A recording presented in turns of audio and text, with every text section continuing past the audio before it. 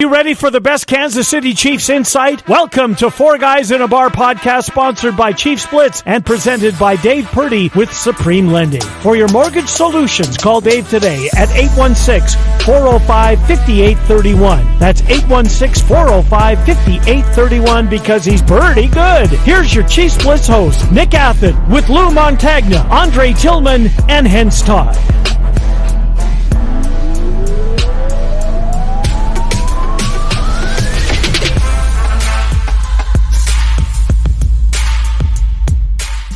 Welcome to the next edition of Four Guys in a Bar.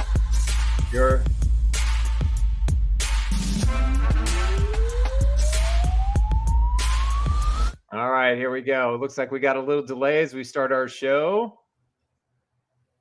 Hello, we in? Yes, we are. Let's go. Let's go. All right. Well, here we are. We're doing something a little. All right, we're doing something a little different today. Yeah, we're on a delay. I'm. All right, here we go. Having a few problems as we start the show.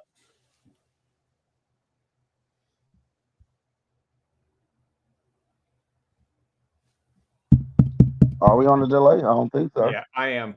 I'm on a bad one. Can't do this.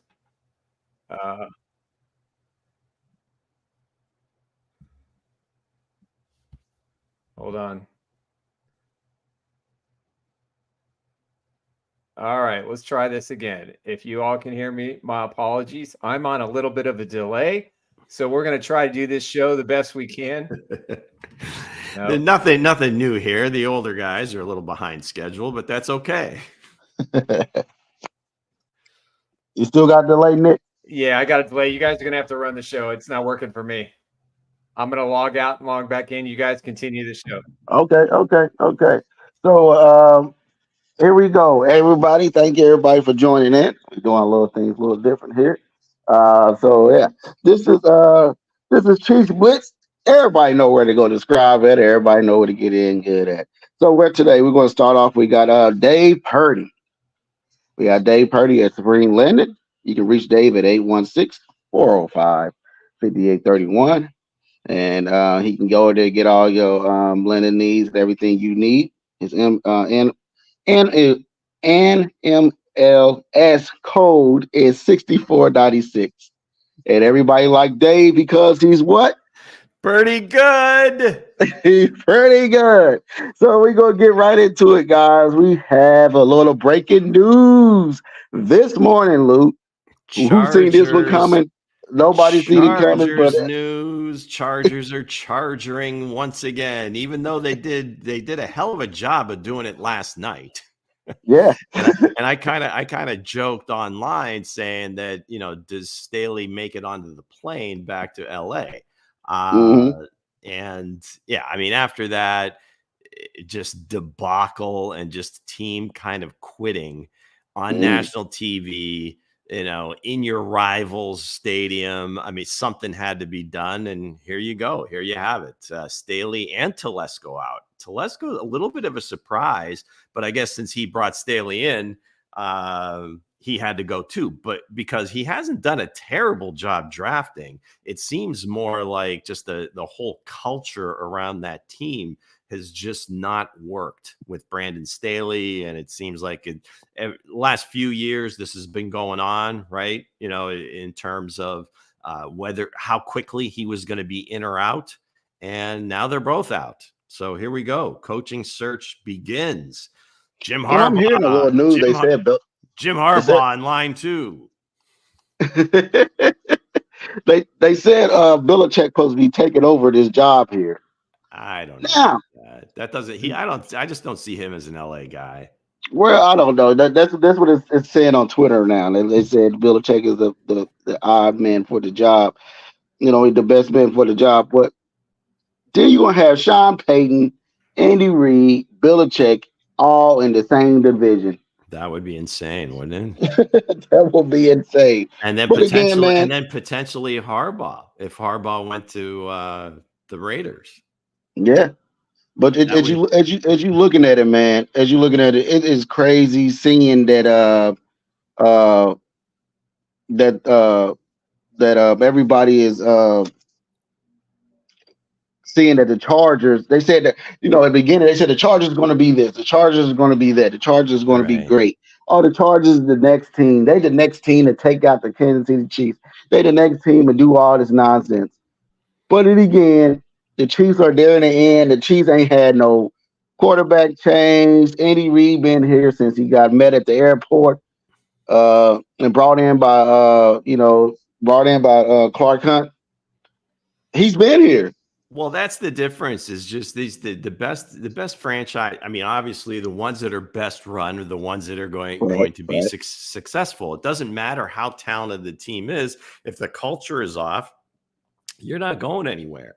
So I guess makes this job so attractive is that you have a young stud quarterback. Now I know Nick has not joined back in, so I got to get this in real quick before his head explodes.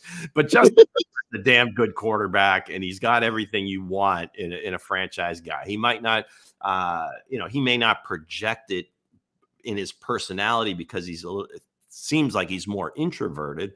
But you've got that piece taken care of. You've got a pretty good left tackle.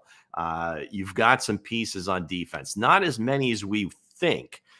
Guys like Derwin James really haven't really stepped up. Joey Bosa seems to be injured all the time. You still got Khalil Mack, but some of those younger guys, Tuli Pelotu, the edge rusher from USC, looks like he's got some juice. Murray, the linebacker, looks like can play. So there's some pieces there. And you're sitting there, you may have like the 4th or 5th pick in the draft too. So this is a very attractive job. And that's why I think, Sean Payton, this probably would have been his dream scenario, but the Chargers stuck with Staley last year. And now maybe, this ends up being a Jim Harbaugh. But I think, I guess to our point and to the point where everybody, or at least a big percentage of people that are always looking for that next team in the AFC West, you look at the talent and you say, well, this has got to be it. This has got to be it. Every year they fool you. And again, that's what makes this such an attractive job. And the Spanos, if they're willing to spend the money, maybe somebody like Harbaugh jumps and says, let's go. We have the star of the show back. Nick, is you back, sir? I've been here the whole time. What do you mean? Can you hear me, guys? Am I not live? Yeah, we can hear you, Nick. Yeah, were your ears burning? Yeah, I was lauding Justin Herbert. And that was such a foolish thing to do when I'm away. Oh, because damn it! I can't slap you into reality. I told you, Hense. I told you I had to get that stuff in before. I had to get it in. I had to get it in before you said something. But Nick, what's your take on this? The Chargers firing Brandon Staley. We all see this coming in the Chiefs' kingdom. But what's your take on it? We want to hear the insider. We want to hear the inside take on it. What you got to say? Well, here's the problem: the Spanos family is cheap. All they're going to do after this is hire another Staley somewhere. They'll hire a hot coordinator, or they'll give it to the current offensive coordinator, who I don't think's done a very good job. That's just me. And I think everybody knew this was long overdue. The only reason he wasn't fired beforehand was the fact that, like I said, the Spanos family is cheap. Dean Spanos' family is not going to spend money to get a top guy. Now, Sean Payton, this would have been his dream job. If I'm Deion Sanders, I want this job. If I'm Bill Belichick, I probably want this gig too. And he can go up against his good friend, Andy Reid twice a year, though I think Belichick's going to retire. We can talk about more about that in a minute. But, the fact that, they let the GM and head coach go at the same time, I think that makes a lot of sense. This organization has been in a spiral for years. They've got a really good quarterback in Justin Herbert. They have a hideous salary cap situation next year. Nick, I'm sorry to interrupt. I missed that part about Justin Herbert. What he's What'd you say? Good quarterback, not a great quarterback. He's middle of the pack. Just wanted to clarify that. I thought my ears were ringing. I don't know if something. I mean, listen, in the right situation, he can be a good quarterback. In a game-ending, game-tying drive, needing to win a playoff game, getting to a Super Bowl kind of quarterback. He never will be that ever. I don't care who the head coach is. It's just not going to happen. Some guys have it. Some guys don't. He's a stat machine. He's Phillip Rivers times 2. I'll regress, though. I think the Chargers, this is bad news for the Chiefs, because if somehow they do get it right, then there's one more team the Chiefs have to compete with, because right now all we're hearing is the insufferable Denver Broncos fans who claim they're going to get the number one. They're going to win the AFC West. They're better than the Chiefs. They're driving me crazy. They're trolling like crazy, especially Broncos 365. I'm done. Bottom line is this is the right move. But if you're a Chargers fan, don't get too excited, because the next GM and head coach is probably going to be an up-and-coming executive and a really good offensive or defensive coordinator that's not going to have the experience, and a coach and a GM who are going to enter 2024 offseason in cap hell. Keenan Allen gone. Please come to the Chiefs. They've got a bunch of guys under contract that they're 65 or 75 million over the cap. They're screwed. So hey, is what it is. Should have happened a lot sooner, but the dysfunctionality continues, and if you're a Chargers fan, it will continue after this. Do you see where this can be Eric Bieniemy's territory?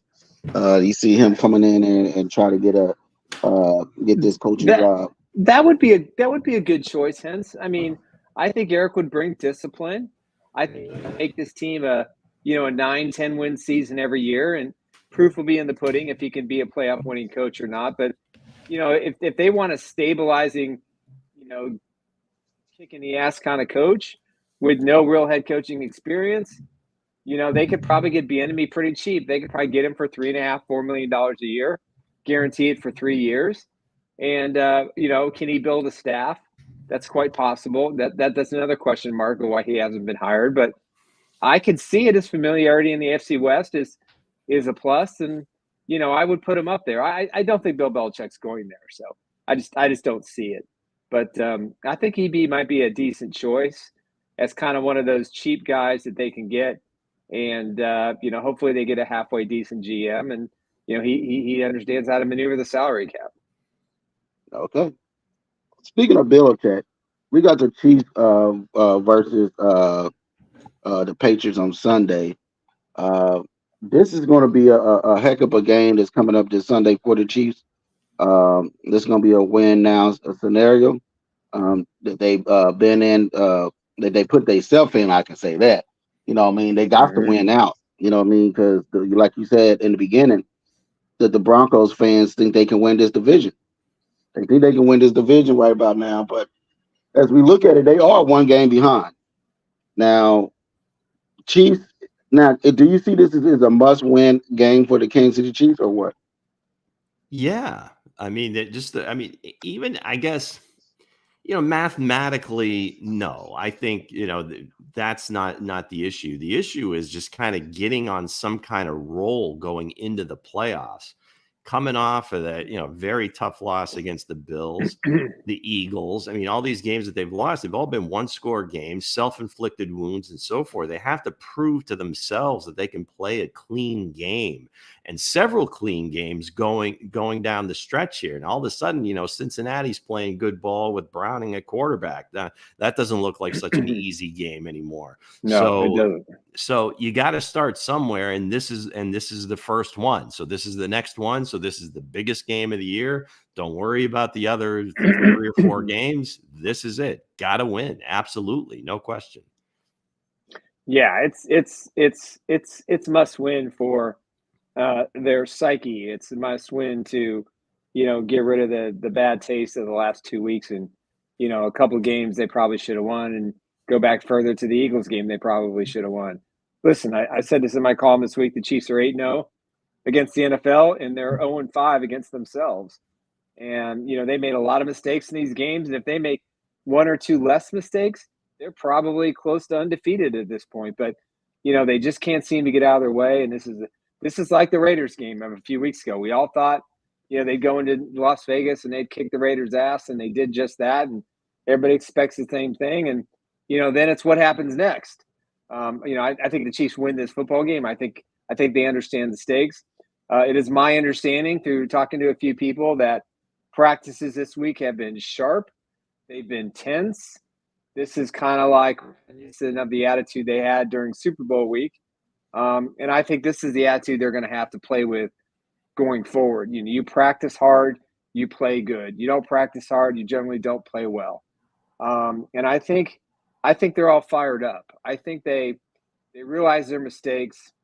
I think they're going to take a rallying cry to what the league thinks about them right now.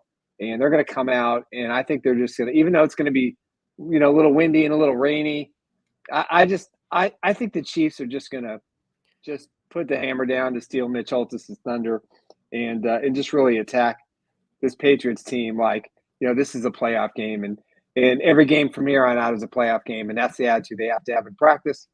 And that's the attitude they have on Sunday. They're playing 4 winnable games against 4 backup quarterbacks. Some of these quarterbacks they're facing are the backups to the backup. So I don't think they're going to take anything lightly. The Patriots still have one of the best defenses in the NFL. They shut down some really good offenses. But, the Chiefs will – the noose around the Chiefs' neck, as John Harrison points out, is going to be Denver plays Detroit Saturday night. If the Lions win that game, then I think the Chiefs can feel a little bit less pressure. But if the Denver wins that game, then the Kansas City must win against the Patriots. And maybe that makes it a little tighter for them. We'll find out. See, I don't know that they really feel the pressure of Denver. And this may be erroneous, and they, just kind of the way they think or the way they look at things. I don't think they regard Denver as a threat in the least. I think it's all internal, trying to figure out just, which of these players, because I'm sure Sky Moore and MVS and Justin Watson, all these guys practice really well. And that's what kind of gives it, probably drives the coaches crazy. But there's certain guys that when the lights come on, for some reason or another, they can't get it done. And I don't know that they can't ever, but they can't do it consistently. So I think that's kind of, you have to kind of unlock that piece that just seems to be like the ball on your fingertips and not being able to grasp it, and metaphorically too, because. And one of the things that I had written down, and we've been talking about this as a show for several weeks in terms of, and I think, Hense has brought it up and Coach Dre has brought it up, and I think Nick, you brought it up, as far as somebody fiery on the staff and somebody to hold these guys accountable. And I'm looking at, again, and I don't mean to call anybody out, but you got to look at the receiver group and the receiver coach. That's probably the room that needs the most maybe not nurturing, but just kind of somebody to hold them accountable, and somebody of experience, and somebody that has done it before. And I just kept coming back, and I don't know if he's interested in coaching, but this might be an off-season topic, but it just came to me and I wrote it down. But like somebody like Steve Smith Sr., where I think he could solve both those issues. It's one, he's fiery as hell, and he's going to get in your butt if you're screwing up. And again, that's not the same for every player. You can't treat everybody the same, but there's got to be one component of the fiery guy, but then he's also done it. They got to look at him with respect. One of the best to do it. And I think he could coach him up as well. So somebody like that, and again, all due respect to Coach Embry, but he's a young guy. They're young. I don't know that they see him, quite as a mentor, rather than just, somebody that's the proctor in their room. So that just was something that I wanted to get out there and get your guys' take, how you would feel if Steve Smith, if he really wanted to be a coach, that might be a perfect fit. Yeah, he probably would. I think he'd probably be a perfect fit over there, but this game on Sunday could be another another beat down and another coach get fired also, Yeah. Well, I think the it could be Belichick thing, that's probably already been decided, right? One way or the other. I think they know, and maybe Bill even knows that this is it, or they are going to go on. I don't think they're going to go on with him. I think that game in Europe and in Germany was kind of the crass really pointed towards that. They had been pushing for that for years. They really wanted to win that game. They didn't look good at all. I mean, it was a horrible game against the Colts. They ended up losing, but I think that at that point the decision was made, and it's just like, we're not going to fire him during the season. At the end, Bill, Right. this is the direction we're going. Thanks for everything, but we're moving on. Yeah, we'll pass. Yeah. No, I'll go ahead. Real quick before we get to the next topic. I think one coach to look at is going to be Deuce Staley, the former running backs coach at Carolina. He was on Andy's staff in Philadelphia. They have tried multiple times to get him. I think if he comes in the running backs and they do find a really good wide receiver coach, which I expect them to do, I think those are two areas on the offensive staff. I think Matt Nagy, if he survives this year, which he will, probably have a little bit more say in the coaches that are underneath him, and I think they need to make some changes. So, I expect that to happen. And it should happen. Now, looking at the Patriots versus the Chiefs, looking at Belichick's coaching tree versus versus Andy Reid's coaching tree, looking at all these coaches that's under the Belichick, who has a better coaching tree, without being biased? What'd you guys say? I mean, it's not even close. I mean, outside of Nick Saban, that's it. I mean, there's nothing else on here. Romeo Crennel was a great defensive coordinator, was a terrible head coach. Matt Patricia was a terrible head coach. Eric Mangini is pretty good, on TV, opposite Nick Wright. O'Brien's a terrible coach. McDaniels is a good offensive coordinator, but Al or I don't even know who the hell that is. Al Groh, then come you on got now. UVA. Sorry, man. Well, whatever. And you don't. There's nothing there. The graphic speaks for itself. It's like, okay, Tom Brady was the New England Patriots for 20 years. That debate is over. It's over. There are no coaches on this tree that has had any kind of great success outside of Nick Saban. That's it. And that was a long time ago for Nick.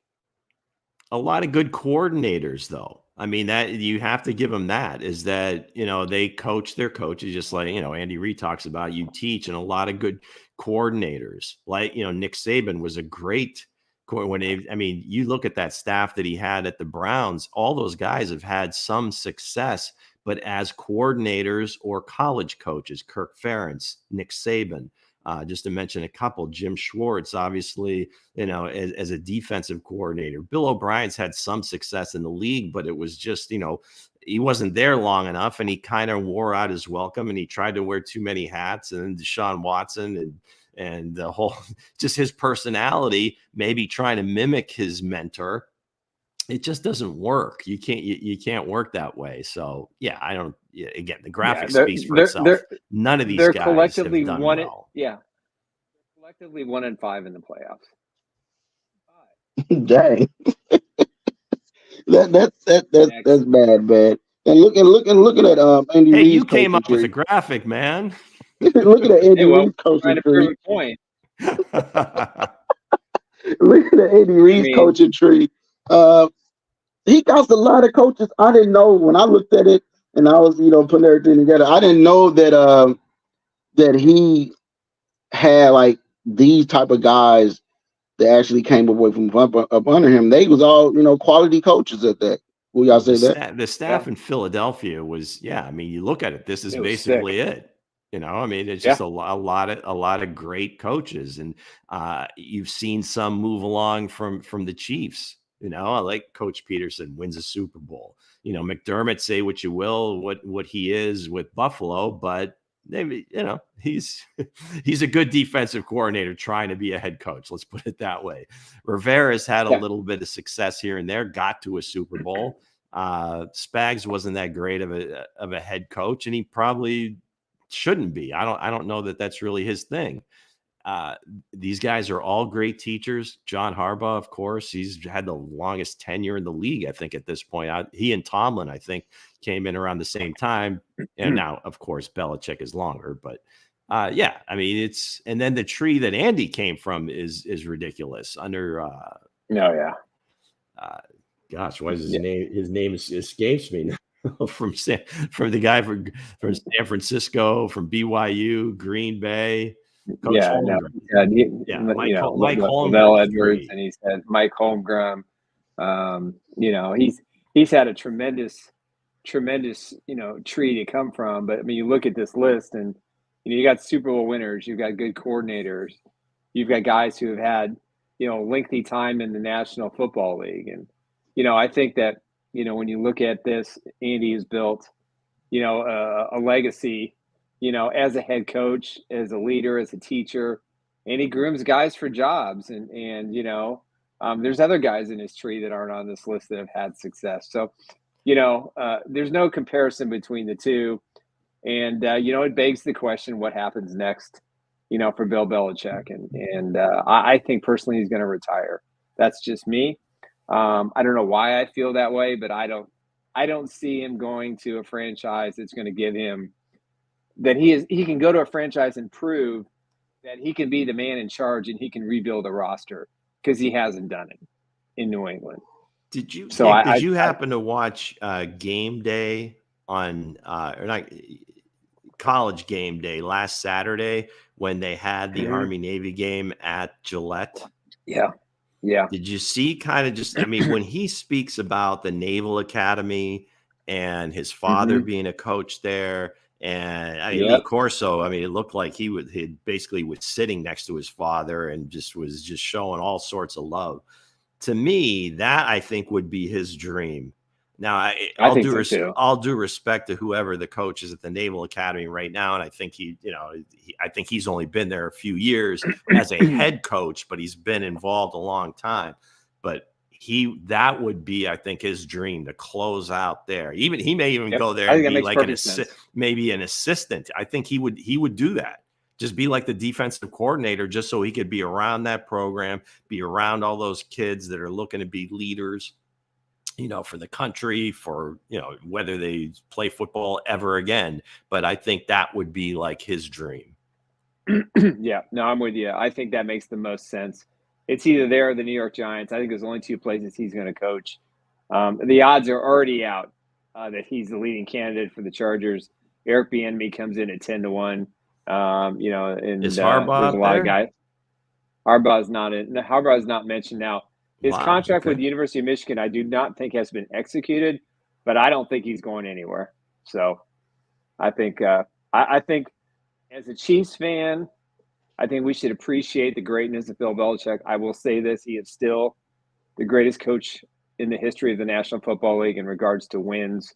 He did rebuild a lot of really great defenses to win championships in a couple of different decades.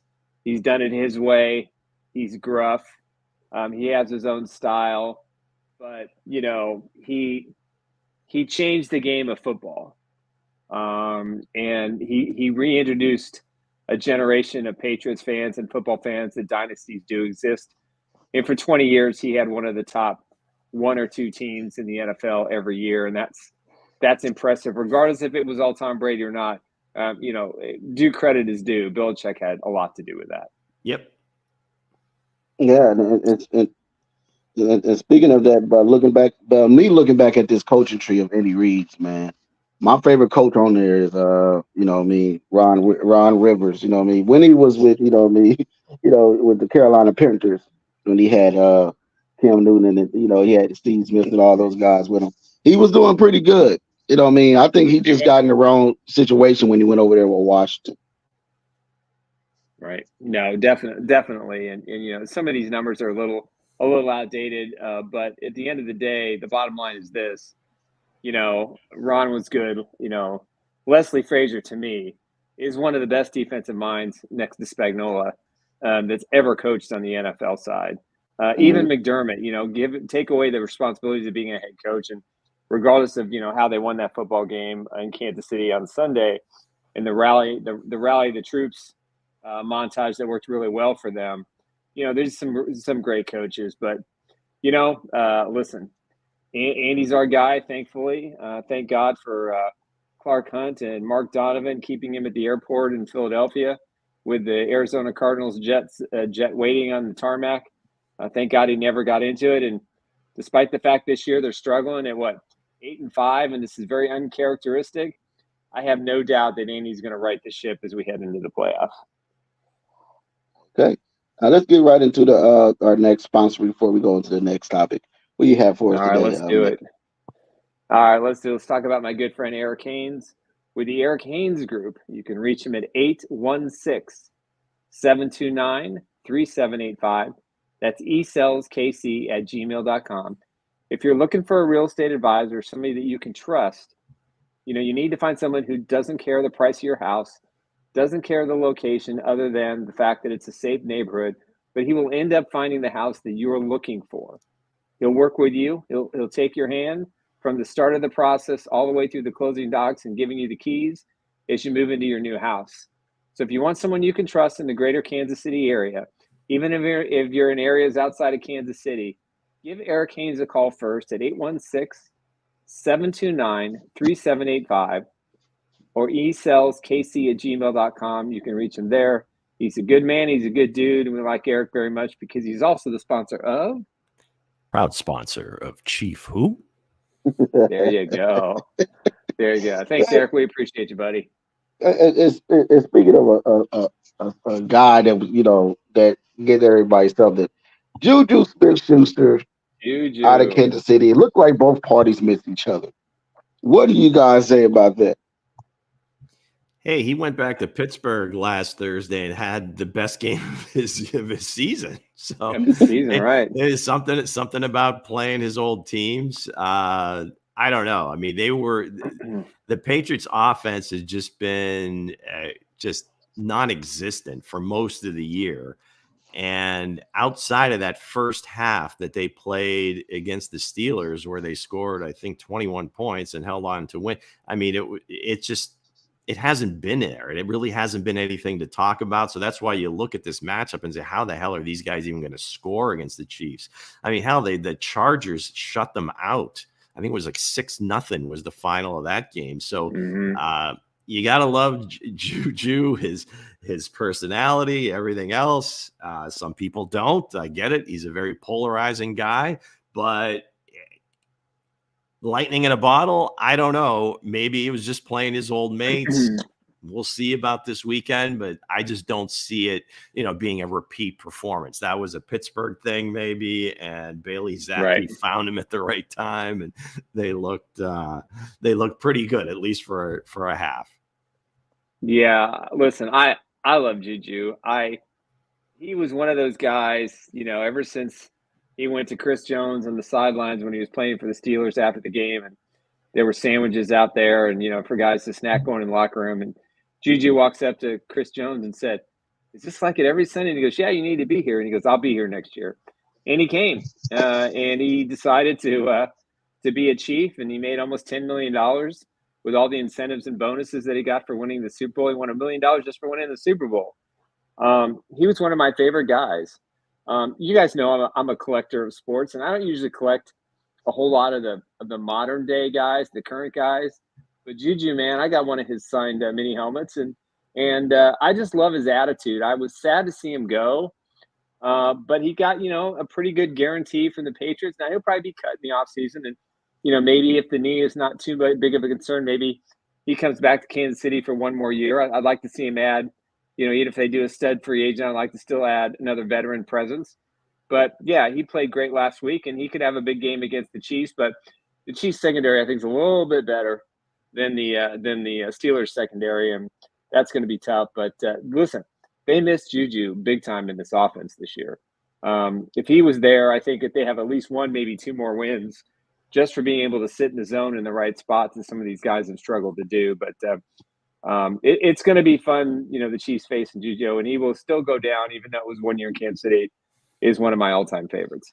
Well, he does. I mean, he is a gamer, he will show up and make plays in big games. So, I mean, that's, I guess, what alluding to what I talked about before is like some of these younger guys, it might be doing great in practice, but just in games, it hasn't transferred. Yep. One of the fans has chimed in a couple of times here. John Harrison brought up the name Jim Johnson, the former defensive coordinator and one of the greatest defensive coordinators in the NFL ever, but also mentioned regarding the DBs and somebody that we've given a little bit of love to, but maybe not as much as we should, but Coach Dave Merritt. What he has done with these young guys, it seems like everyone that they've drafted, he's figured out a way to make them effective and make them into really good players.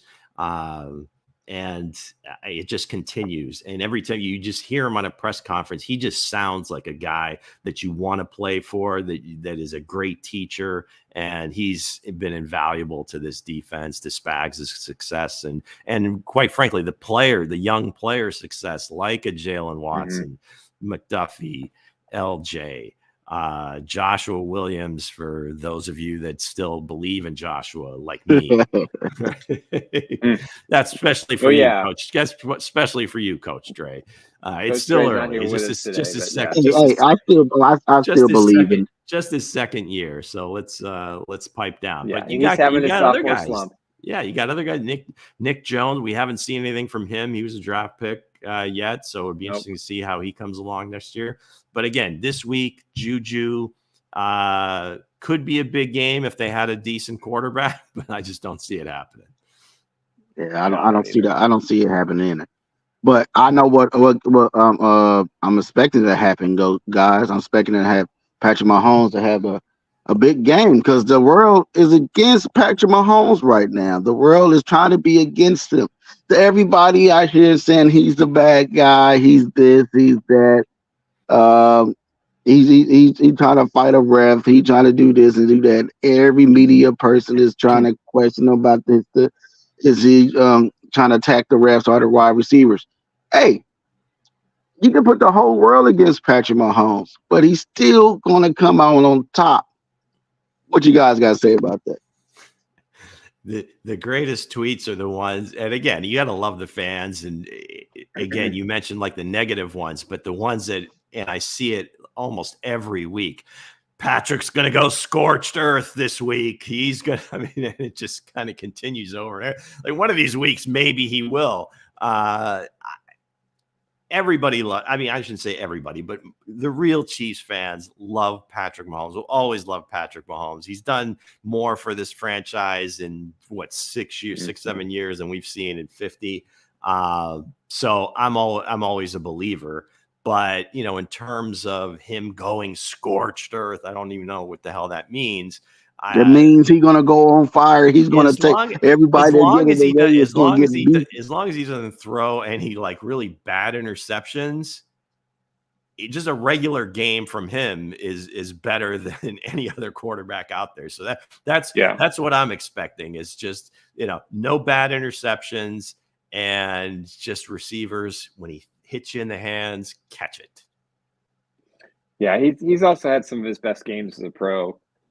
In that stadium, some fierce battles against Tom Brady. And, the thing about Patrick, and that I think people are quick to judge, is that, it's not like this is something we've seen before. And for all those people that have watched him, through the years and grow and have this incredible amount of success, any fan in another team, and even the media hypes, they're simply just looking at this as a way to say, oh, he's not good. He's not that guy. He's not that player anymore. People saying that Russell Wilson's the best quarterback in the division, that he's a crybaby. And of course, Chiefs fans, to their defense, came and protected their guy. And they showed all those videos about Josh Allen ripping helmets off and Tom Brady berating referees and umpires walking off the field, and a slew of other posts that, really put it in perspective. I've seen Patrick blow up.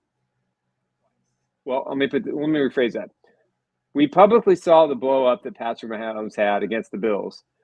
I am told that the blow up he had in the loss to the Patriots in the AFC title game was locker room epic. And, what happened the next year? They won a Super Bowl. I think Patrick is fed up with the mistakes. I think he's fed up with his own play. And, we sit here and look at his statistics each week, and maybe he has 250, 300 yards with 2 touchdowns, maybe 3 with a pick. And people think, well, that's a bad day for Patrick. He has set the bar so high that every time he takes the field, everybody wants to see magic. And this team doesn't have the magic playmakers that other teams have. That doesn't mean they can't win the Super Bowl. But I will mark that tantrum in the blow-up post-game as the defining moment when the Chiefs started their Super Bowl run. And I firmly believe that. I think the Chiefs are going to win the next 4. I think they're going to smoke everybody's ass in the playoffs. And I think they're going to be in Las Vegas in the Super Bowl, because there's not a better team in the NFL right now that can beat the Chiefs other than the Chiefs themselves. And I think they've used up all those. I think they've used up all those spots. I don't think there's any more of that shooting themselves in the foot and making mistakes to cost games.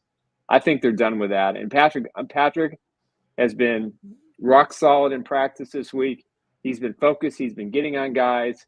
Everybody has a clear understanding of what the expectation is going forward, because their leader finally blew up, and every single person in the locker room is now accountable with him. And I think it was a good thing.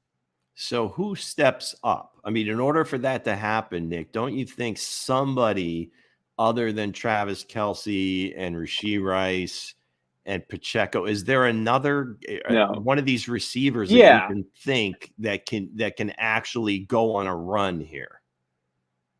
It's going to be Kadarius Toney.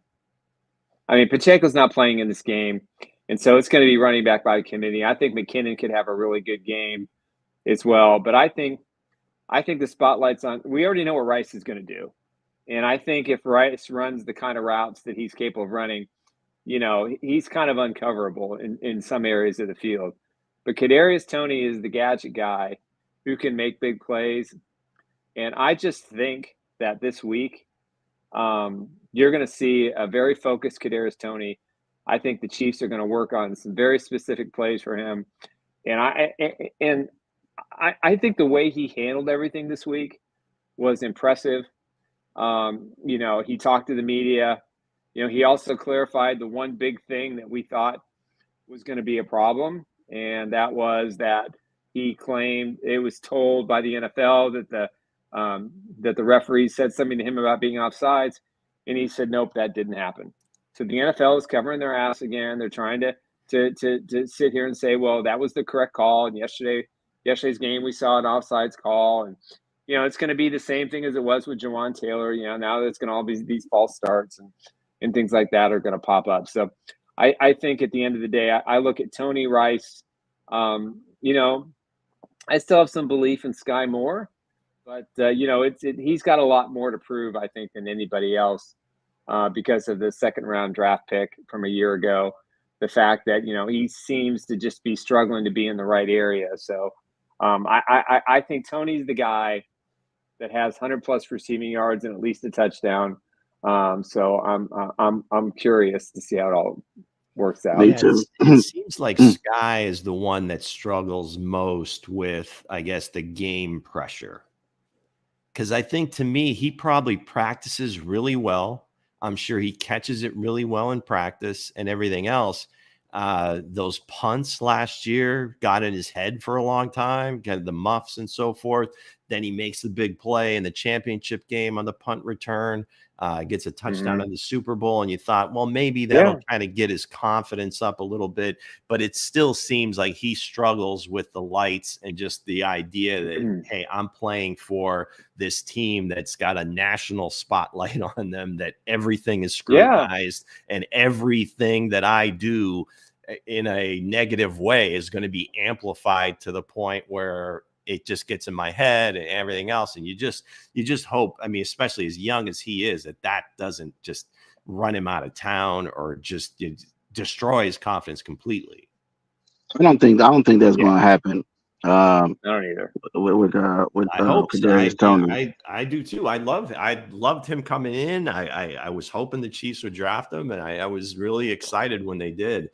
Pittsburgh guy, just everything about him seemed like this is a guy that you'd like to have, you want on your team, and the playmaking ability, the former running back, everything was just so. I think they just got to use him in different roles. Yeah. To see what they can get out of him. Just like what they did with Tyreek Hill when he first came out. They put him in different roles to see what they can get out of him. And I feel like I've been saying at the beginning of the show, we got to get these young guys going and see what they can do before even, we know we have like a Jerry Rice or Randy Moss or anybody. We got to know what we have. We got to get them going. But what I do know we have is a lockdown corner. L'Jarius Sneed. L'Jarius Sneed is locking down everyone's number one wide receiver in the NFL. Even on a practice squad in the Chiefs Kingdom, he's locking down people. He just can't be stopped. He have all the keys to everybody's routes, and he's just locking them down. This guy, who's seen this coming from a fourth round pick coming out of the draft as a safety. And he's coming out of here locking down everybody's number one. Could this be another case of like Terrell Perez said, rest his soul, the contract year is undefeated?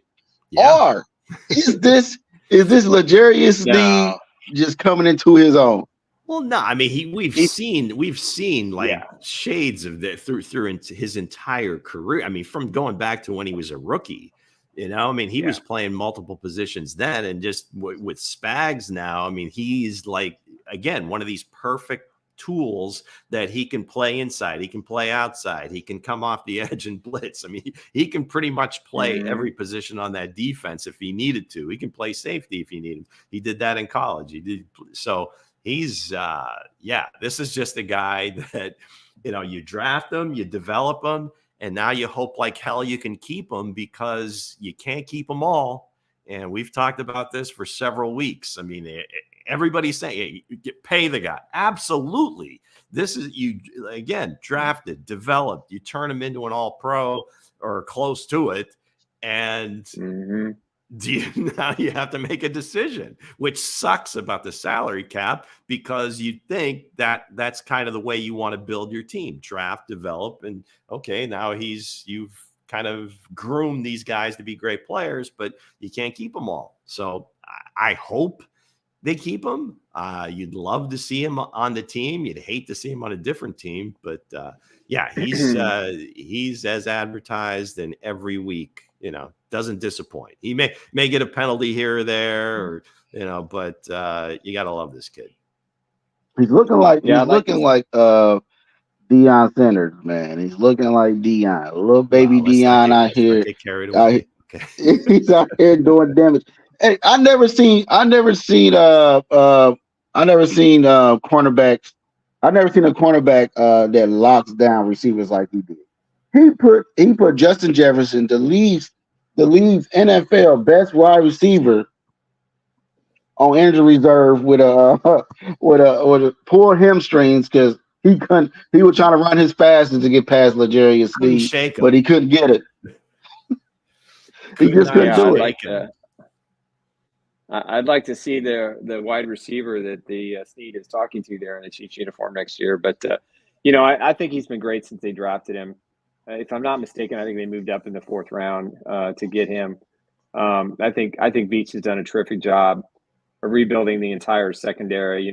Even though we don't see much from Nick Jones, Shamari Connor looks like a guy who's a really good football player. Yeah, he looks like he's a smart guy. He's another chess piece. Yeah, he's going to be huge in the playoffs. I think that Bills game gave him a lot of confidence, and they slide him between safety and corner, and they could put him pretty much anywhere on the field, and he has the speed to get it. And with Brian Cook out at least until the start of the playoffs, this is good experience for him to get over the next 4 games. But Snead has just been terrific. Will they sign him? If they don't re-sign Chris Jones, I'd say that's probably their top priority, along with Drew Tranquil, as far as I'm concerned. Those are the two guys they absolutely have to have. So, listen, Brett Veach gets paid a lot of money to be criticized, and he gets paid a lot of money to be successful, and he gets paid a lot of money to make really difficult decisions. But, this is going to be one of the most difficult decisions that he has to make, because if they're going to tag and trade Chris Jones, they cannot tag L'Jarius Sneed. So he's going to have to want to take a little bit less money to come to Kansas City than what the market value is. And I think that's going to depend on his relationship with Spags and Andy Reid, and see if they can work something out. Dave Merritt, for sure. Yeah, and Dave Merritt, Dave Merritt is one of the best coaches on the defensive staff. And this group has had a lot of success. So listen, I think they're worried about the knee, but you know what? He's played in every game. He hasn't missed any time this year, whereas in years past that knee's given him a little trouble. But he's got, he's entering the prime of his career, and there'll be a team that'll give him $16 to $18 million a year. And, will he take 13 or 14 million in Kansas City remains to be seen, because the Chiefs are going to have plenty of cap space. And they better sign him. They better sign him. Hey, I want to give a shout out. We got a lot of new people who are on the joining the show today. We really appreciate that. Tom Rodman, Pac-Man, Laban Machiri, if I'm getting that right. Of course, John Harrison, Matt Taylor, Marilee Trahan, Chris Long. Thank you so much, Michelle Verost. We're really glad that we've got some new people on here. It's really great because, we're just doing this because we really enjoy it. So we definitely appreciate all of your love and support. Today's show's a little differently. I know Andre. It's a lot of quiet in here today. And we had some video issues. So, hey, shots fired. Whoa. Shots fired. We have some video stuff going on today. So we're just doing audio and photos. So I hope you guys don't mind. I mean, you don't need to see our ugly faces. Or our pretty faces, depending on your perspective. But I think we have a little bit of breaking news. They said L'Jarius, they said Isaiah Pacheco is having surgery on his shoulder to clean up stuff. What did that mean? We don't know. Is they gonna put him on IR and elevate Justin Ross? Yep. That's what it's kind of looking like to me, guys. What you have that means Isaiah Pacheco is done for the year. Yeah.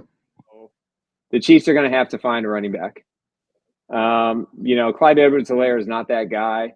This is going to put more pressure on the Chiefs. This is the one guy in this offense I thought they could ill afford to lose next to Travis Kelce. But he plays in a running style that's prone to injuries, and this is the same shoulder he had surgery on. So this has to be some sort of a muscle tissue tear of some kind. Maybe they're going to go in and just try to relieve the pressure. But cleaning stuff up tells me that, maybe if the Chiefs get to the Super Bowl, he can play. But we're not going to see Isaiah Pacheco for a while. I don't think you'll see Donovan Smith back as the starter, even if he is healthy. So not great news if you're a Chiefs fan. No, again, Pops is just he brings an attitude to the offense. He brings a toughness. Yeah, that's not good. It is not good, man. Calling them now, hopefully, maybe it is something that he can come back. I mean, now, granted, he's not a quarterback, doesn't have to throw. Yes, his shoulder's probably going to take a little bit of a beating, but like you said, even if again I think we can get through these last regular season games. If he just comes back at the beginning of the playoffs, if in fact it is something that is, again, minor surgery, but it's a minor surgery when it's someone else's, right? Okay, so let's get the quote. Let me get the quote right. He had surgery on his shoulder. He's doing well. However, they anticipate that they could have him back next week.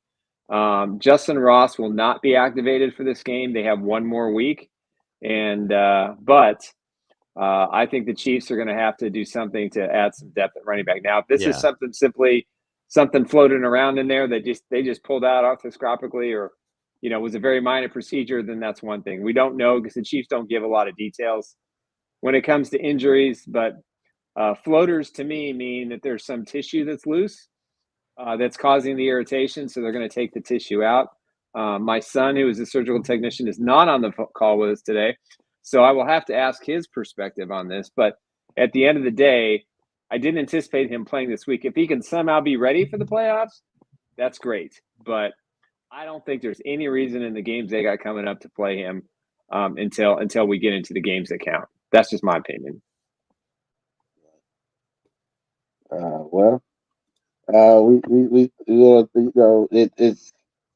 That's sad to say, man. But and back on L'Jarius Sneed, man, the Chiefs got to pay him, and they must pay him well, or somebody else will. Other than that, man, I will not let him go. I won't let him walk. I won't let him do nothing like that. Well, you look at what happened with. I'm not saying that Sneed and Charvarius Ward are the same player, but San Francisco paid Charvarius Ward a pretty decent amount of money. Yeah, now, granted, $49 million guaranteed. The Chiefs got him as like a free agent. He was like a last cut type deal. They picked him up.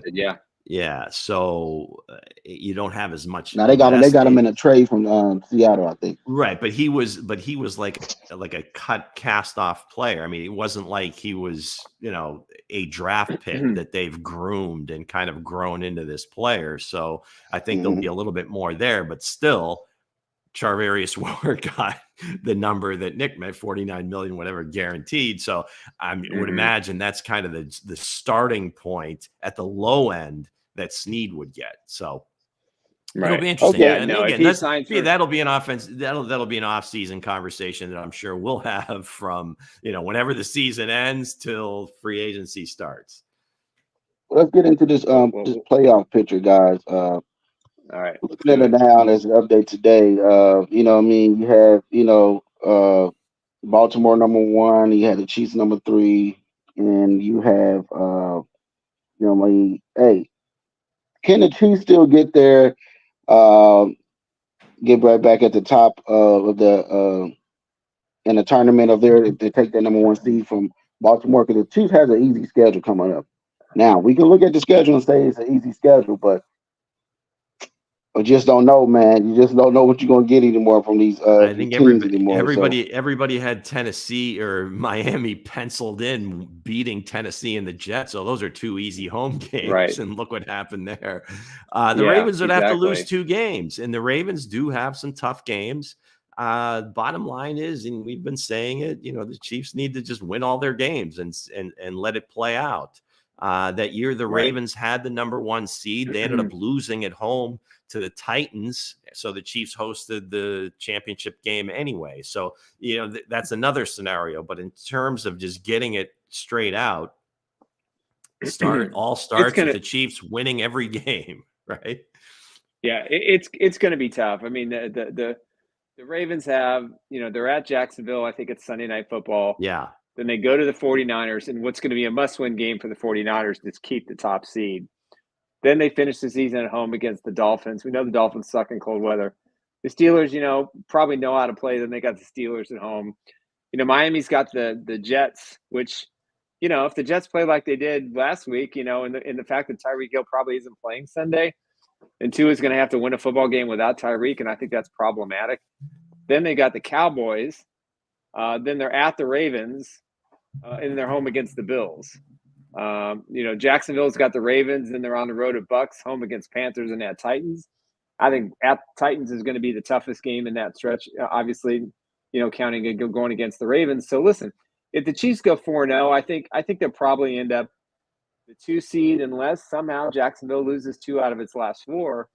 Then there's a possibility. But I think if the Chiefs can get to 2, I think that gives them a huge advantage. That gives them the 2 playoff games at home if they win the wild card round. And I think that's the best scenario that I think we can hope for at this point. And even if Baltimore is the number 1 seed, whomever they play that comes out of the wild card round, I would bet with the team that's coming out of the wild card round to beat Baltimore, because I just don't think Baltimore has the stuff to win in the playoffs. I just don't see it.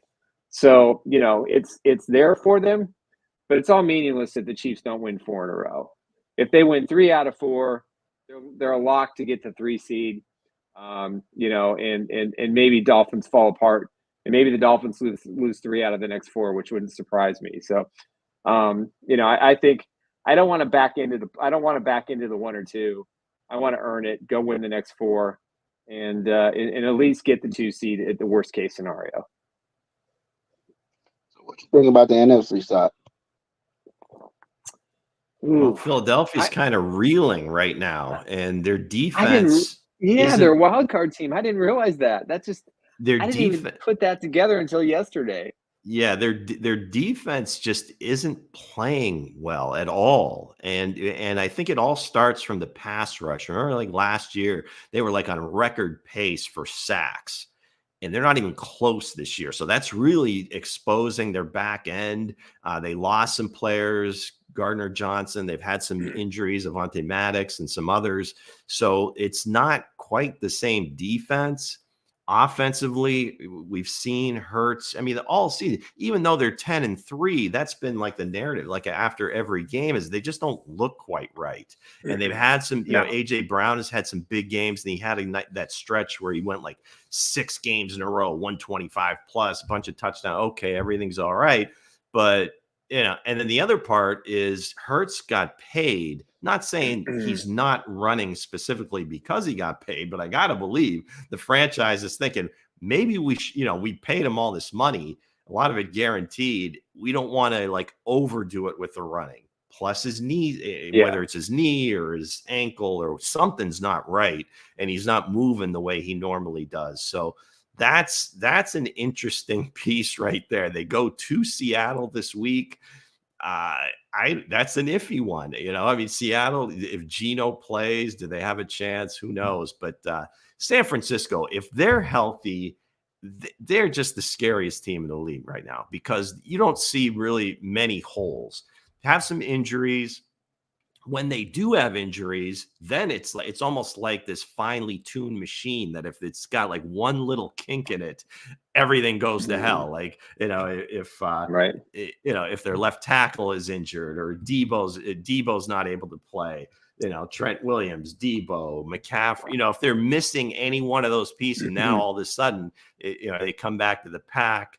We'll learn a lot about Dallas this weekend if they go into Buffalo and if they can win that game. Not saying Buffalo's a great, unbeatable team, but Dallas has to show that they can win a game on the road against a team with a winning record. It's more for their own sake and to kind of prove to themselves that, hey, we can play. Detroit's been kind of, really up and down the last month. Goff's been, turnover machine. So I still stand with San Francisco here, really to come out of the NFC. Yeah, I think for me with San Francisco is, they're 10-0 when they're healthy, and they're 0-3 when they're not. And you make a good point, Lou. I mean, this is a team that has to have all of its parts and pieces in place for the system to work. And if even one part or piece is out, they don't function as well. Brock Purdy is playing great, great quarterback play. He's managing the game. He is making the throws. He also has the benefits of some terrific athletes to throw the ball to, and McCaffrey to run the ball. And, when you got Ayuk and Debo and McCaffrey and Kittle, you put those four with any quarterback, they're going to be successful. But Brock Purdy has gained his momentum and his fortune in the NFL based on going to the right team with the right coach, the right cast around him. And he got swung into this job a year ago, and he took him to the playoffs. And, who knows, maybe they beat the Eagles in the playoffs had he not got injured. But the system works, and as long as the system's in place, for me, the Cowboys, honestly, I am not a Dak Prescott guy at all. But he has kind of surprised me. They do a really good job of beating up bad football teams. They finally beat a really good football team in Philadelphia. I still have the line. I picked the Lions and the Chiefs in the Super Bowl before the season started, so I still have a chance. But it's San Francisco's NFC It's their NFC slot, top slot to lose. And I just don't see them losing any more football games this year. I think they're going to get the number 1 seed, and that's going to be interesting for Philadelphia. I don't think they can catch the Cowboys. And if they end up tied, then they're going to be a wild card team, and that's just mind-boggling to me that they're going to have to go on the road, probably either to Tampa Bay or to New Orleans or Atlanta, and they should win that football game. But then they'd have to go to San Francisco. That's going to be fun to watch. Yeah, it's going to be an interesting last, 4 or 5 games of the season here, 4 games of the season for everybody. I mean, it's all fluid. Both conferences, specifically the AFC at the bottom. You've got all these teams at 7 and 6. You got a couple teams in the playoffs right now that you're thinking like, what, Pittsburgh? I mean, Mitch Trubisky, Gardner Minshew is going to be in the playoffs, and Josh Allen is not. Russell is not. Come on, man. So I think you're going to see a lot of changing at the bottom of the AFC among the division leaders. Again, it may change. Jacksonville, they could certainly lose a couple of games here, and all of a sudden, again, may not see CJ Stroud this weekend for Houston, but they've got every opportunity to win that division. So, that's fine. Guys, all right, let's go. Unfortunately, I have to jump. Little emergency. Life is calling me. I got a distress message from school, so I got to go. Although for fans that have had interest, Nick, and I'll tell you this as well, I'll be getting you my best bets later today, so they'll be posted at the site hopefully by Saturday and Saturday morning, and you guys can take part in the triple header on NFL Network. So. Thanks, guys. All right. Well, thanks for all the. Finish up, Lou. You take care, and we'll talk to you on Sunday after the game in Spaces. Have a good weekend. Go Chiefs! All right, guys. Go Chiefs. So let's get right into the NFL pickings. Lou escaped the pickings of the day. We have we already seen the Raiders. The Raiders. I picked the Raiders. I picked the Raiders to win. So there you go. So I picked the Raiders to win. It happens. We all say that. But you have the Falcons versus the Carolina Panthers. I'm taking the Panthers there. I want the Panthers to win one, but I think they're going to take this game there. What do you think? I'm going to go with the Falcons. They've got the division on the line. New Orleans got a tough game at home. I think the Falcons are the team that's going to back into the postseason. Okay. We have the Washington Commanders versus the Rams. I'm taking the Rams there. Yeah, the Rams disappointed me last week against the Ravens. The way they kind of laid an egg in the overtime, but they're no match. The Commanders are no match for the Rams. Okay. We have the Bengals versus the Vikings tomorrow. I got the Vikings taking that one. I can't go there, man. They don't have a quarterback. I'm going with the Bengals. I feel like the Vikings going to take that. Maybe because I'm not a big Bengals fan, but I feel like the Vikings going to. I know you're not. I know you hate taking the Bengals, but I got to be honest with you. I think they're playing really good football right now, despite the fact they've lost their leader. They've had a couple of nice wins. They've scored a lot of points offensively. Defense seems to be back in a groove, and the Vikings are a hot mess right now. And the Vikings have it pretty tough. They've got the Bengals, and they got to play the Lions home and away over the last 3 weeks. That's pretty brutal. So I'm going with Cincy. We have Chicago versus the Browns. Who you taking there? Man, this is a tough one. The Bears put the wood to the Lions last week at home, and they're not afraid to play on the road. But I don't know, man. I like Joe Flacco. I think he deserves a really good shot here. The Browns are going to make the playoffs. And Flacco's going to lead him there. And I think that defense is still one of the best in the NFL. And God, Kevin Stefanski, I mean, I had him as the first coach out this year. And I still think the Watson move was terrible, and it probably still will end up being terrible. But for this year, he's done a terrific job. But I'm going with the Cleveland Browns. I'm going to Chicago Bears to take that. You got the Giants versus the Saints. Who you got there taking that one? Um, I'm going with DeVito and the Giants to upset the Saints. Yeah, I got the Saints taking this game. You got the Buffalo Bills versus the Cowboys. Who you got taking that game? Man, I really want to pick Dallas. I mean, I really do, just to kind of silence the Bills' momentum. I don't want to see the Bills in the playoffs. Um, but I, I'm going to give Dak Prescott the benefit of the doubt because like I said, I'm not a big fan.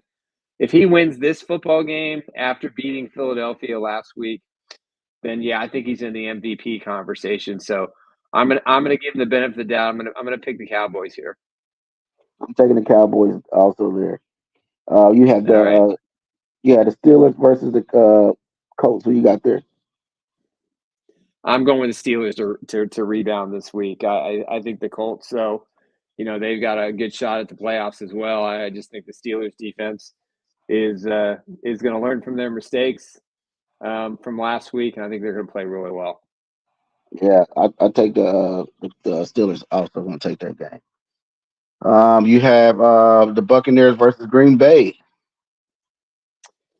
The Packers kind of disappointed me after their win against Kansas City. They lost to the Giants. The Bucks, I don't know how they're 6-7. It's mind-boggling to me, but they are. But I think going on the road, I think the Packers are going to win this game. Yeah, I think the Packers going to take that too. You have the Houston Texans versus the Titans. I'm going to go with the Titans. I thought that the game they played against Miami was absolutely was fantastic. The last 2 minutes, William Levy played great. I believe I just think that they're on a roll right now, and that this is a team I don't want to face. So I'm going with Tennessee Titans. I'm taking the Titans there too. You have Baltimore versus Jacksonville. I'm taking the Jags Yeah, there. I'm taking the Jags too. Sunday Night Football. We need the Jags to win. Now they're going to have a tough time. They've got some injuries. The Ravens are going to come in with something to prove, but the Ravens. If the Ravens win this football game on the road and they go against the 49ers a week later and play well there too, then they're the team in the AFC to beat. But I think Jacksonville wins it. You have two Andy Reid head coaches going against each other. Yeah, So that too. do you have the Lions versus the Broncos? Who you got taking that one? I'm going my Lions. I'm going with my NFC Super Bowl pick. I'm going to ride them till they're not the top spot in the NFC. Yeah, I'm going Lions there too. We have the Jets versus the Dolphins. Who you got taking that one? I feel like it's Man, an the upset Dolphins alert to are me. big. Yeah, I think the Jets. I think the Jets are going to give the Dolphins their second loss in a row. I think without Tyreek Hill, they can't win. Yeah. You got the 49ers versus the Cardinals. Nobody's taking the Cardinals, so I'm taking the 49ers here. This game's already over, and the Cardinals don't know it. We have both of the bird games facing each other. You have the Seahawks versus the Eagles. Who you got taking that game? You'd have to think that the Eagles bounce back. Plus, their top 2 stars are on my fantasy team, and I'm in the playoffs. I need them to play well, so I'm going with Philadelphia. Okay. So we have last but not least, we have the best coaches bowl of Eddie Reid versus Belichick. Who gonna win this game on Sunday before we close out? Who you got taking this game and score I prediction? never thought, regardless of the injury to Pacheco, I never thought he was going to play this weekend, and I don't think they need him to win. Like I mentioned earlier in the show, and Patrick Mahomes has played some of his best football in Gillette Stadium, and granted, it was against Tom Brady, and Zappy's not quite the same level of quarterback, obviously, than Tom Brady, but I think Patrick's coming in with a chip on his shoulders, and I think his team is fired up. And I think this will be the first road real blowout the Chiefs have had, on the season. And I think this game will catapult them for the remainder of the season, and we get into January and February football. Yeah, I think the Chiefs going to take this, and I think it's going to be a blowout. My score prediction is Yep. 43-3. Ooh, well, Belichick I don't gets think the fired weather afterwards. conditions are. Yeah, I don't think the weather conditions are going to support scoring 40 points, but I could see 30 to 31 points pretty I easily see a by lot this game. of I see a lot of strip sacks, short fielders advantage, and the Chiefs I will hope so. win. So I got the Chiefs defense in my fantasy this week, so they're going to have to play well. Totally okay. selfish reasons. All right. So with that said, All man, good, that was brother. today's show, man. We want to thank everybody for joining in. Thank everybody for tuning in with us, man. It was a great to have everybody around. He did something new today because I'm out on vacation. And and Dre is out. He'll be back on Monday. So we will be back in normal, up and running Monday morning. But you can catch us on Spaces. It'll be a great show on Spaces because everybody loves us there. It's where everybody can interact with us and talk with us there. Also, remember to subscribe to our the Chiefs Blitz. Also, subscribe to our YouTube channel. Everything that's Chiefs Blitz, you know what I mean? Give us a subscribe there now.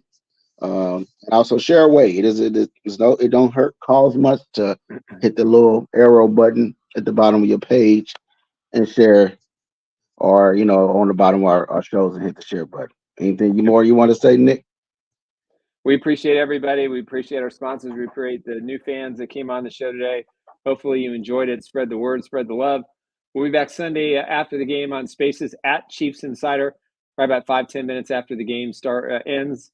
We'll talk for about an hour and a half or so, and we'll kind of break down the game. Be back Monday. We will go behind enemy lines with somebody from the Las Vegas Raiders to be determined, but we're going to have a fun time next week as it is, God, Christmas is upon us, my brother. Hard to believe, but again, thanks everybody, and we will see you all on Spaces on Sunday and back in the Chiefs Blitz 4 Guys in a Bar podcast on Monday at noon. All right, guys. Thank you guys for joining in.